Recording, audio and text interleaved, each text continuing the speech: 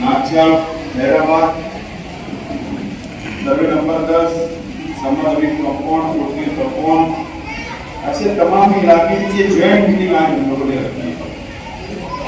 और मैं देख रहा हूँ इस मीटिंग के अंदर हर इलाके की नुमाइंदगी है, हर इलाके के लोग यहाँ पर बैठे हुए हैं, मौजूद है।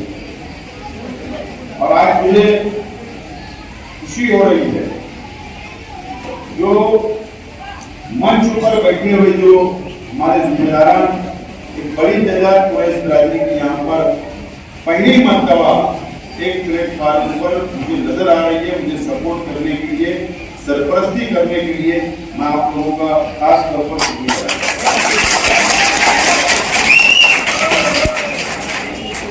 दोस्तों और साथियों, आप लोगों को पता है कि अक्टूबर में असेंबली का चुनाव होने जा रहा है, इलेक्शन होगा। और उससे पहले सैयद मुस्लिम साहब, रिजवान भाई और तमाम शफीक भाई, वकील भाई, तमाम ही लोगों ने आपके सामने अपनी बातों को रखा कि हम लोगों ने अव्वल इलेक्शन क्यों शुरू किया, 2 महीना पहले इलेक्शन हमने क्यों शुरू किया, हम अलग अलग इलाकों के अंदर अलग अलग वार्ड वाइज हम मीटिंग क्यों ले रहे हैं। आज तो कोई इलेक्शन की तारीख की डिक्लेयर नहीं है, लेकिन सच्चाई ये है कि शेख रशीद साहब आज हमारे बीच नहीं है, शेख खलील साहब आज हमारे बीच नहीं है। ये सच्चाई यही है कि अगर वो शेख रशीद साहब, खलील दादा ये होते अगर दुनिया में, तो यकीनन हम लोग भी वक्त पर इलेक्शन शुरू करते। लेकिन मैं अकेला हूं और मुझे पूरा शहर कवर करना है, पूरे शहर में जाना है, शहर की आवाम से मिलना है, जिम्मेदारों से मिलना है, माँ बहनों से मिलना है। और शहर हमारा काफी बड़ा हो चुका है, तो वक्त तो मेरे पास नहीं होगा। इसके लिए अव्वल से आप लोगों से मुलाकात का सिलसिला भी शुरू हो। अब जब भी हमारी मीटिंगें होंगी, इलेक्शन मीटिंगें होंगी, आज की जो मीटिंग है यह आज आप लोगों को इसलिए याद किया गया है कि आज आप लोगों को जिम्मेदारी हाथ में लेना है। इलेक्शन की, इस इलाके की भागदौड़, इस इलाके की इलेक्शन की जिम्मेदारी ये तमाम ही लोग जो आज यहाँ आप लोग मौजूद हो, आपको अपने हाथ में लेकर ये इलेक्शन आप लोगों को लेना है। इसके लिए आज मैं आपसे अपील करने के लिए आप लोगों को यहाँ पर हम लोग एक साथ जमा हुए।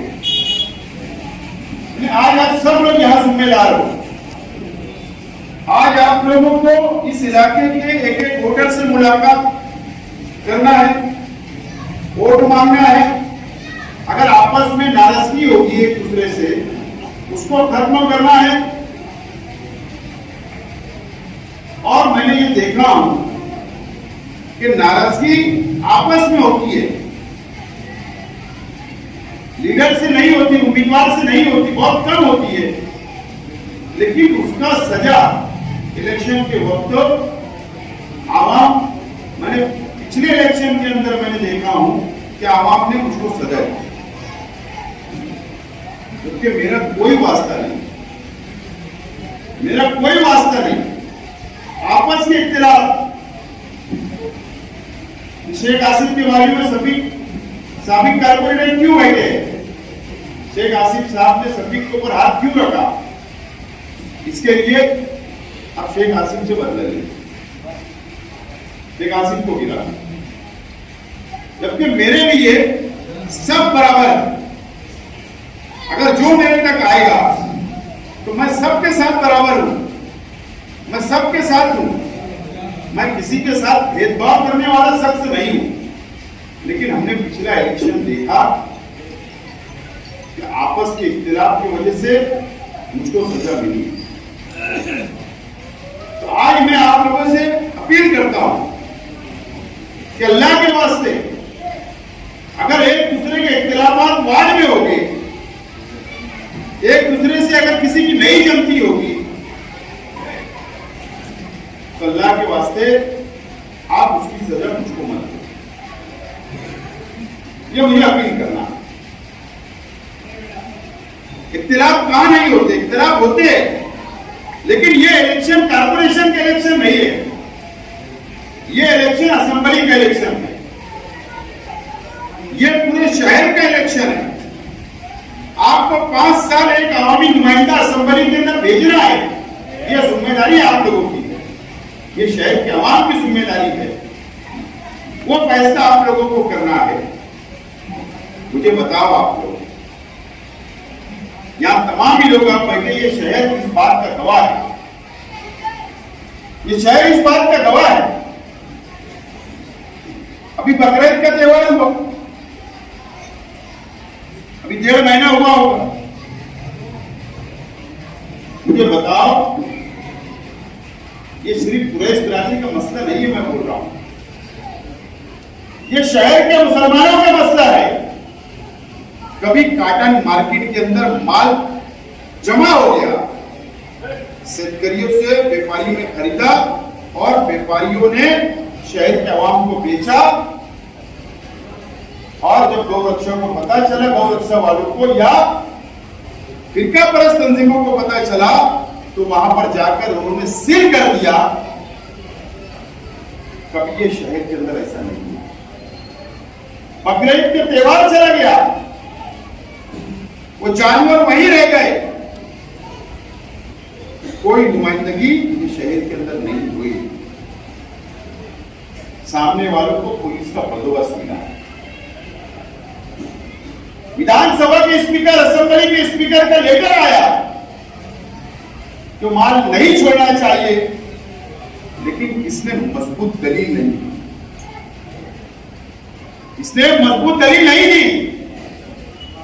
मैं आज जिम्मेदारी से बोलता हूं, आप लोग भी सोचिए, समझिए कि वहां पर जो लोग भी गए हुए थे,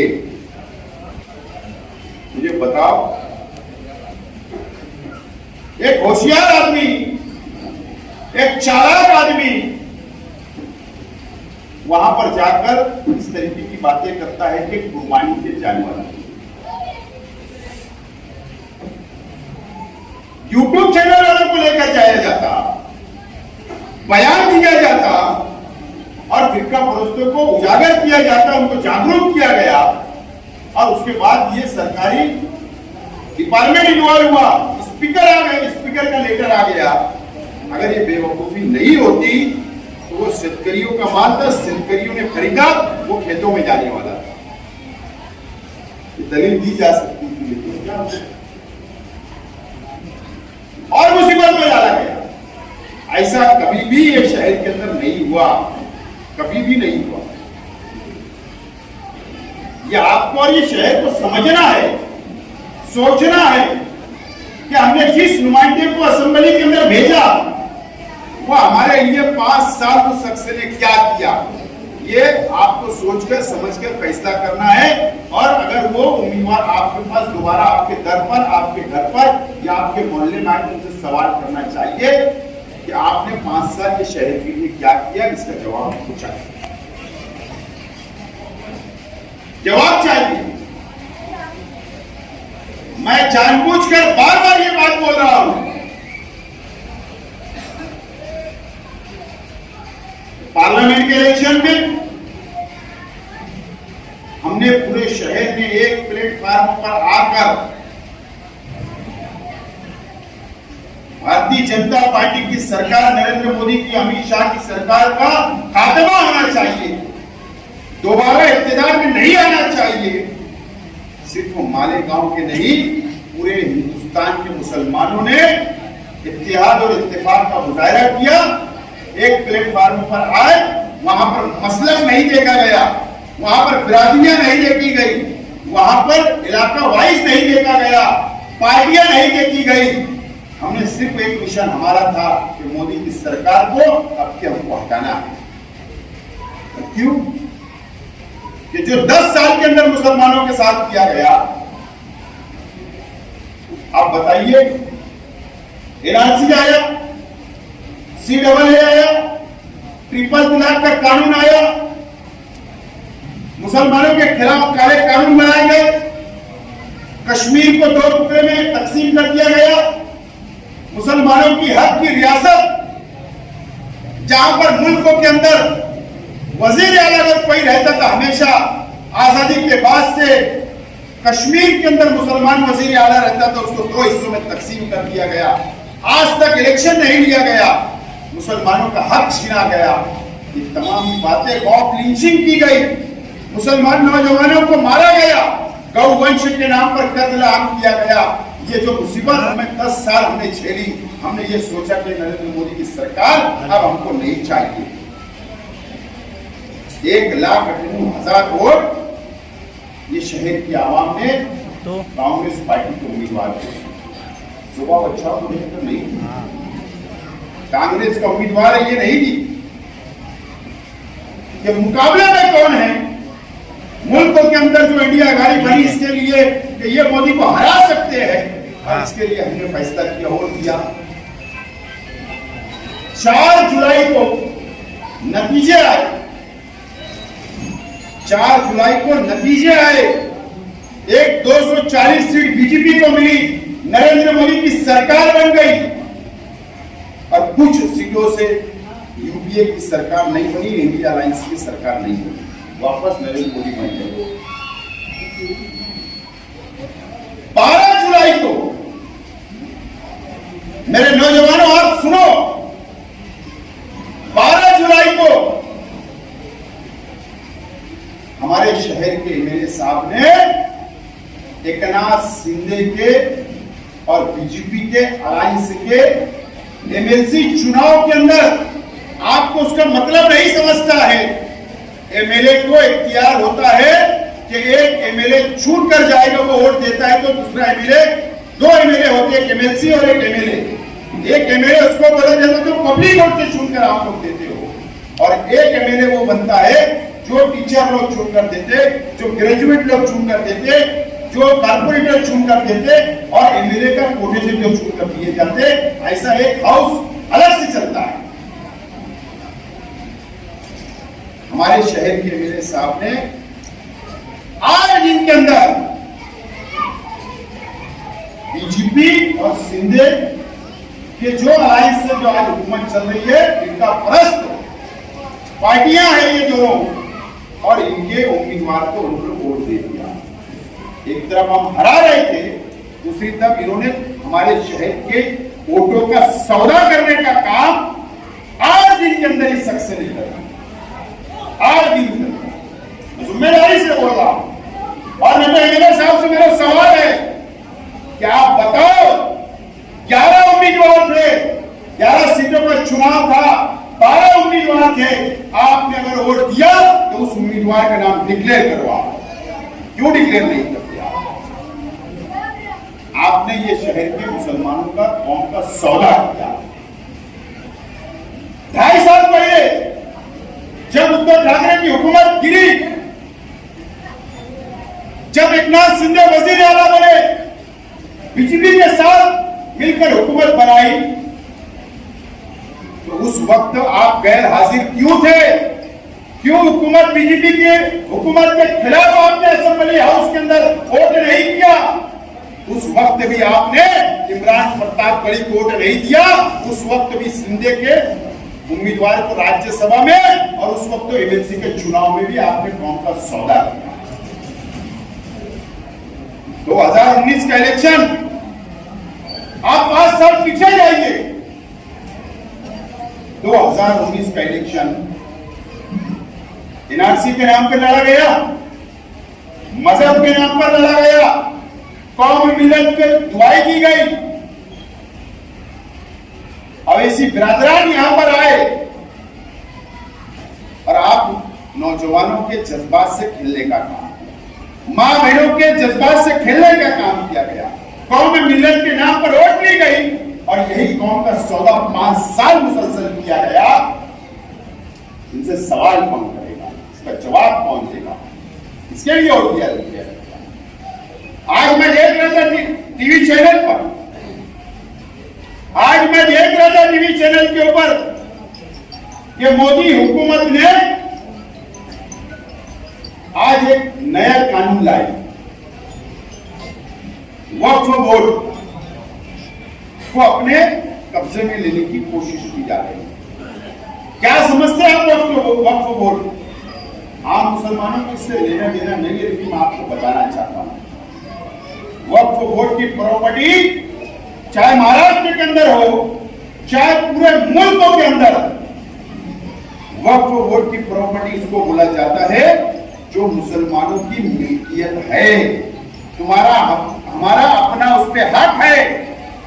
जो हमारे पुरखों की जमीनें थी, आजादी के पहले भी, आजादी के बाद भी, और जो लोगों ने मस्जिद के लिए जमीन वक्फ की, मदरसे के लिए वक्फ की जाती है, बड़े बड़े ईदगाहों के लिए वक्फ की जाती है, बड़े बड़े मजहबी काम के लिए वक्फ की हुई जमीन को वक्फ बोर्ड बोला जाता है पूरे मुल्क के अंदर। इसके ऊपर एक अलग से बोर्ड बनता, उसमें मुस्लिम मेंबरान रहते, उसका चेयरमैन होता, वो जमीन की हिफाजत होना चाहिए। आज तक हिफाजत होती आई, आज तक हिफाजत होती आई। यह अलग बात है कि कौम के गद्दारों ने, वक्फ बोर्ड के चेयरमैन ने, वक्फ बोर्ड के मेंबर ने, मुसलमानों ने जब भी उनको इख्तियार हाथ में आया तो वक्फ बोर्ड की जमीन अंबानी जैसे लोगों को बेचने का काम किया, ट्रस्टों को बेचने का काम किया। यह अलग बात है, उसमें बड़ी बहस है, लेकिन आज मोदी हुकूमत ने कानून लाए। मेरा सवाल है आज मेरा सवाल है कि वक्फ बोर्ड के ऊपर 5 साल के शहर के एमएलए साहब ने, ये तो मस्जिद और मदरसों के महाराष्ट्र के सदर बनकर बैठे। कौन सी असेंबली में तुमने वक्फ बोर्ड के हिफाजत होना चाहिए जमीनों की, तुमने कौन सी आवाज दी? इसका सवाल जवाब कौन पूछेगा? पता है आपको, एक राय से 4 दिन पहले बोल रहा हूं, महाराष्ट्र वक्फ बोर्ड का चेयरमैन एक राय से होता है। ठीक है, मुसलमान होता अलग बात, समीर नाम का कोई समीर काजी है, लेकिन वो भारतीय जनता पार्टी का मेंबर है, वो वक्फ बोर्ड का चेयरमैन बनता है एक राय से। कांग्रेस पार्टी के मेंबरान उसमें है, एमआईएम के मेंबरान है, राष्ट्रवादी के मेंबरान है। मेंबरान किसके? India alliance. चेयरमैन कौन बना? बीजेपी का। अरे ये कौन सी राजनीति है, ये कौन सी सियासत है? ये कौम को बेचने का काम इस महाराष्ट्र में हो रहा है। क्या इनको हमने चुन कर दी, उनकी जिम्मेदारी नहीं है असेंबली में आवाज उठाने की? बिल्कुल है। करोड़ों का भ्रष्टाचार हुआ, मुसलमानों की मिल्कियत बेचने का काम हुआ। हम पार्लियामेंट में जो काला कानून लाया गया, मैं मेरी जानिब से, शहर की जानिब से उसकी मजम्मत करता हूं। और जब भी एक अच्छी तहरीक अगर हमको नजर आएगी, उस तहरीक के साथ खड़े रहेंगे, इस बात को मैं ऐलान करता हूं। दोस्तों और साथियों,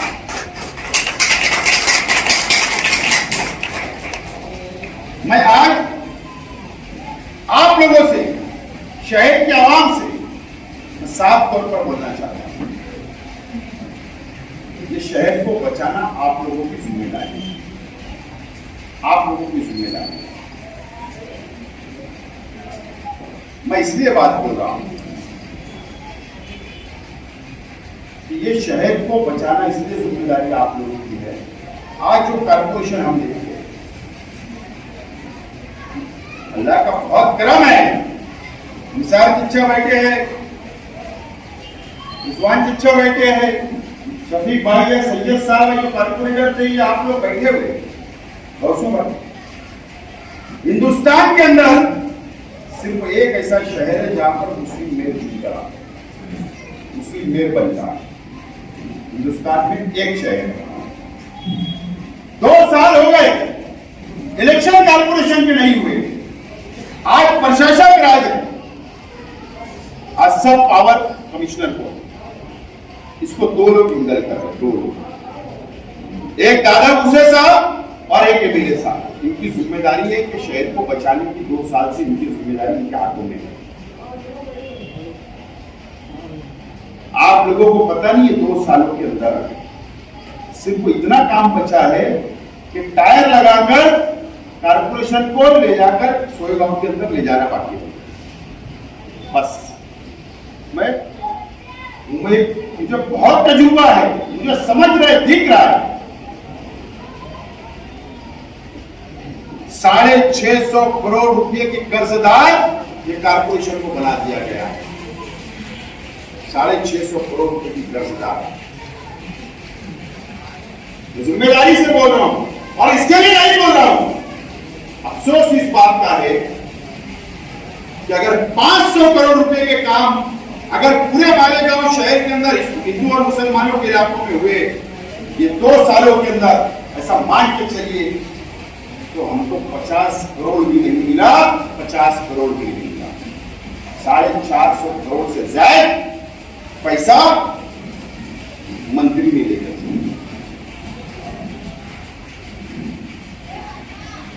मंत्री ले चले गए। इसकी जिम्मेदारी थी, हजरत की जिम्मेदारी थी बैठ के बात। इनको 5 करोड़ का काम दिए, खुश हो जाते। इनके आदमी को 10 टके से ठेका मिल गया था, खुश हो जाते। इस्लामाबाद वालों को 2 करोड़ का काम मिल गया, उनका ठेका मिल गया, खुश। मेरे भाई अमन चौक वाले को भी 2-3 करोड़ मिल गया, खुश।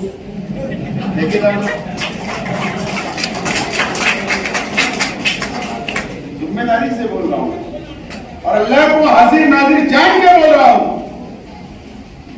मेरे पास भी हमारे मंत्री के लोग 4 लोग आए हुए, मेरे पास आए हुए, मेरे पास आए हुए थे। उसको कहा कि 5 करोड़ के काम आपको भी। मैंने कहा कि सवाल वो नहीं है, सवाल ये है कि हमारे अपने असरवली हल्के को नजरअंदाज क्यों किया जा रहा है। अगर तुम 100 करोड़ के काम मंजूर कर रहे तो हमारा हक 70% है, हमको मिल रहा 10% और तुम 90% ले जाओगे। इसके लिए मेरी मुखालफत आप कल भी थी, आज भी है और आगे भी रहेगी। ऐसे 5 करोड़ आप अपना काम भी ले लो, ठेकेदारी भी करना। मैंने ठेकेदारी कभी नहीं करा और ना करूंगा, लेकिन ये लड़ाई मैंने आखिरी तक जारी रखा, आखिरी तक मैंने जारी रखा। मैंने जो यही हुआ कि तमाम ही लोग आज जो आपके सामने आ रहे हैं ना, और पारसा बनकर सब लोग मिली भगत से, आशीर्वाद से ये शहर को बर्बाद किया। और पैसा हमारे जेब का कारपोरेशन में जो जाता है, यही पैसा उधर लेकर चला गया पैसा। हमारे पे बोझ बढ़ेगा, टैक्सेस हमें बढ़ेंगे। ये लड़ाई उनकी जिम्मेदारी थी, लेकिन ये खुद सरेंडर हो गए, ये खुद मैनेज हो गए। ऐसा हमने नहीं किया। ये शहर को बचाना आपकी जिम्मेदारी। 25 तारीख को मैं बार बार बोल रहा हूं, 25 तारीख को मैं शहर को जमा करने वाला हूं, स्क्रीन लगाने वाला हूं और ये शहर को बताऊंगा कि कहां कहां पर नाइंसाफी हमारे साथ हुई। इसका जवाब इन लोगों से हमको मांगना है, जवाब मांगना है। इस शहर को बचाने का वक्त आ जाए। अरे कोई मंत्री को आपने देखा क्या? अभी मैं बोल रहा हूं ना, ये यूट्यूब पे चलेगा, मुझे पता है ये गद्दार लोग मेरी वीडियो मंत्री तक पहुंचाते हैं, लेकिन अल्लाह का करम है, शेख आसिफ अल्लाह से डरते हैं। जब मैंने तकरीरें की, जब मेरी वीडियो वहां भेजते हैं, अरे अगर हक के लिए, इंसाफ के लिए अगर मैं लड़ रहा हूं तो उसमें डरने की क्या बात, डरने की क्या बात। आज वीडियो भेज दो, डरने का सवाल ही मुझे बताओ। हमारे शहर की तारीख में ऐसा नहीं हुआ कि सैयद होटल के सामने एक झोड़गे का हमारा एक भाई जानवर लेके शहर आ रहा था। अरे मंत्री गाड़ी के पीछे करके उसको रोकता है। देखे ना आपने वीडियो, वो वीडियो भी शेख आसिफ ने निकालकर व्हाट्सएप पे चलाया। उसको मारा जाता। कौन से कानून से इनको हक दिया गया है? कौन से कानून से इनको हक है कि पकड़ के मारे? गैर कानूनी कोई करा पुलिस को दो। पहली टाइम ऐसा हुआ कि कसाब वाले तक गौ रक्षा के लोग आए। कौन उनके खिलाफ में मुकाबला किया मुझे बताओ? मैं ही करता है। जब भी जिम्मेदार ने याद किया मैं ही आया हूं। और मजीद 3 और खराब आ सकते। शहर तो टारगेट पे है, इनसे कौन लड़ेगा? मुकाबला कौन करेगा? ये तो मैनेज है। अगर कोई मुकाबला कर सकता तो अल्लाह के करम से आपका भाई कर सकते। मैं आ जाता। मुझे सैयद साहब आज बोल रहे थे यार तुम आस्तीन चढ़ाने वाला स्टाइल, बोले कुछ लोगों को पसंद नहीं आया, मुखालिफ लोगों को। मुझे बताओ, अरे ये मनसे के लोगों ने अबू आसिम आजमी को उर्दू में शपथ उन्होंने सिर को लिया था, उनको मारे थे। 12 एमएलए थे मनसे के पहले के मारे 2004 में शायद मारा था। उनकी मार देखकर मालूम है इन्होंने हजरत मराठी में शपथ ली है। याद है कि 2009 में? याद करो, वो 4 का मंजर उनके सामने था। इन्होंने शपथ जो उठाया था एमएलए की, मराठी में ले लिया। अच्छा है, हमारी भाषा है, उसके अंदर कोई बुराई नहीं। लेकिन और मैं जब 14 में चुन के आया तो उर्दू में पीवर अल्लाह के नाम पर हल्फ उठाया था। मुझे बताओ, डरने वाला आदमी अंदर चलेगा कि अस्तीन चढ़ाने वाला इंसान? कल कोई आम का आएगा तो मार खा लेना और छोड़ के भाग जाना, जैसा मछली बाजार में भाग गए थे। ऐसा तो चलेगा नहीं ना। लड़ने वाला इंसान अंदर चलता है, वक्त तो पड़ता है, तो सब कुछ की तैयारी रखना पड़ता है। जबान की भी, कानून की भी, कानून से बोलने वाला भी चाहिए। वक्त तो आया, कोई हमारे आम में कोई आया तो उससे मुकाबला करने वाला भी चाहिए। कौन जवाब देगा? नितेश राणे की इसकी हिम्मत हो गई कि 5 साल में, अरे हमारे नदी के इधर किले के ऊपर आकर, ऊपर किले में से पूरे मुसलमानों की बस्तियां देखा, मस्जिदों के मीनार देखा और फिरका परस्ती जय ऊपर पे चला गया। बोले बस्ती उखाड़ दूंगा। ताजू भाई की हिम्मत, ये मेरे थे ना। इसके जिम्मेदार कौन है? क्यों इन्होंने मुकाबला नहीं किया? क्यों असेंबली में नितेश राणे के खिलाफ इन्होंने क्यों नहीं बोला? बाहर यूट्यूब के बयान देने से कोई कानून, कोई तुम मुकाबला नहीं कर सकते। एक ऑफिस में बैठकर यूट्यूब वालों को बुलाकर बयान दे देना मुजम्मत का, इससे काम नहीं चलता। उनको एमएलए बनाकर इसलिए भेजा गया कि हमारी हिफाजत करो। हमारे शहर के खिलाफ कोई बोलता है, मुसलमानों के खिलाफ बोलता है, तो असेंबली के अंदर बात रखो। असेंबली का इजलास चला गया, कोई मुंह नहीं किया। जिम्मेदार कौन? कल मेरी मीटिंग थी किले के अंदर, कल पुलिस ने मेरा परमिशन इनकार कर दिया। कल मुझे वहां पर पुलिस ने परमिशन नहीं दी। कल जुमा की 9 तारीख को क्रांति दी, वहां मीटिंग थी इंदापुर। पुलिस ने रीजन दिया। क्या रीजन दिया?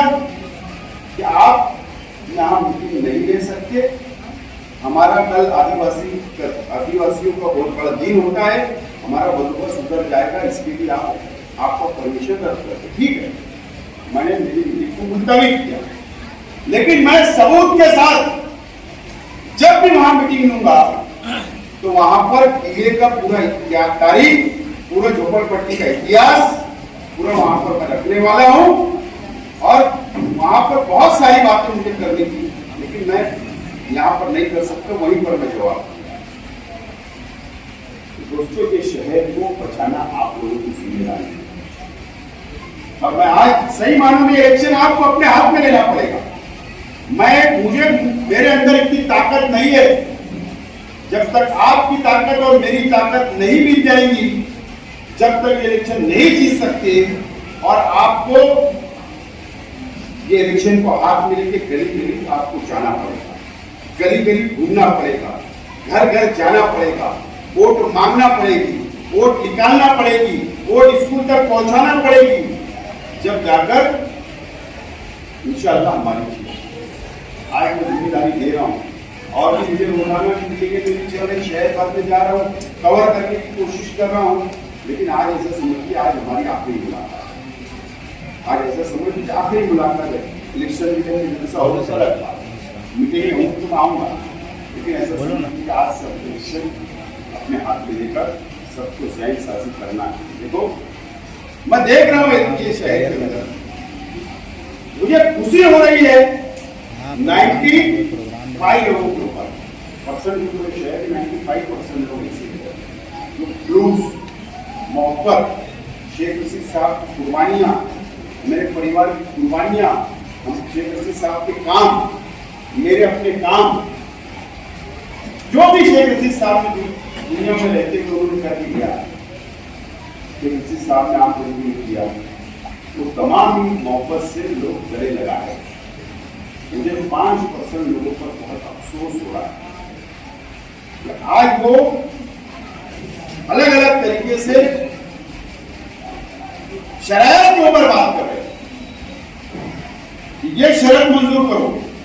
आम पब्लिक की बात नहीं कर रहा हूं, लीडर पहले लोगों की बात कर रहा हूं, जो स्टेज पे बैठे उनकी बात। 5 साल मुझसे काम लेते और आज शरायत के ऊपर बात अफसोस होता है। इसलिए मैं बोल रहा हूं कि मैं ये फैसले पे नतीजे पे पहुंच रहा हूं धीरे धीरे, जरूरत पड़े तो 5% लोगों को छोड़ दूंगा, लेकिन आपका साथ मेरे को भरपाई आपको करना है, भरपाई आपको करना है, उसकी खड्डा आपको भरना है उसका। आपके भरोसे में इलेक्शन लड़ने जा रहा हूं, मुझे 5% लोगों से हमारे अपने लोग हमसे 5 साल काम किया, ऐसे लोग भी हैं। तो ये तमाम चीजें आप लोगों को हाथ में लेकर चलना पड़ेगा। मैं आज जमात के सभी लोग इंशाअल्लाह 8 दिन में तुम्हारे दूसरे जमात खाने की खुशखबरी को दे देंगे।